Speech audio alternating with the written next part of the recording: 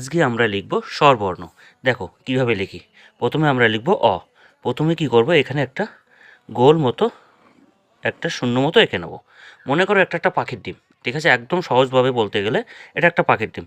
এবার এই যে শূন্যটা এঁকেছি না, গোলটা পাখির ডিম, এর ঠিক মাঝ বরাবর এই যে দাগটা দিয়েছি, এখান থেকে তোমাকে একটা দাগ দিতে হবে। কীভাবে দেখো, এইখান দিয়ে দাগ দিয়ে উপরের দিকে তুলে দিতে হবে।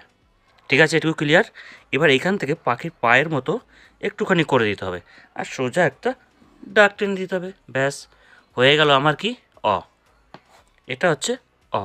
ঠিক আছে, তাহলে কি করলাম, প্রথমে একটা পাখির ডিমের মতো একটু করে নিলাম, তারপর ঠিক এই যে মাঝখানটা থেকে এখান থেকে একটা দাগ আমি এইভাবে টেনে দিলাম, ঘুরিয়ে এখান থেকে নিয়ে ঘুরিয়ে আমি তুলে দিলাম, আর এখান থেকে পাখির পায়ের মতো আমি একটু করে দিলাম, আর এখান থেকে একটা দাগ টেনে দিলাম।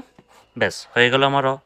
এবার আমরা আ কীভাবে লিখব, এটাকে মুছে আ লিখছি। দেখো, আবার একই রকমভাবে এই যে একটা পাখির ডিমের মতো করে নিলাম।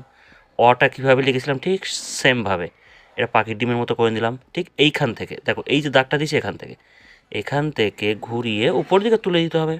একই রকমভাবে এখানে একটা পাখির পায়ের মতো আঁকতে হবে বেঁকিয়ে, এরকম বেঁকিয়ে। ঠিক আছে, বেঁকানোর পরে এখান থেকে সোজা একটা দাগ টেনে দাও। এটা কি হলো, এটা তো হলো অ। আ করতে গেলে কি করতে হবে, এখান দিয়ে একটু টেনে দাও আর আরেকটা দাগ টেনে দাও। ব্যাস, হয়ে গেল আমার অ আ।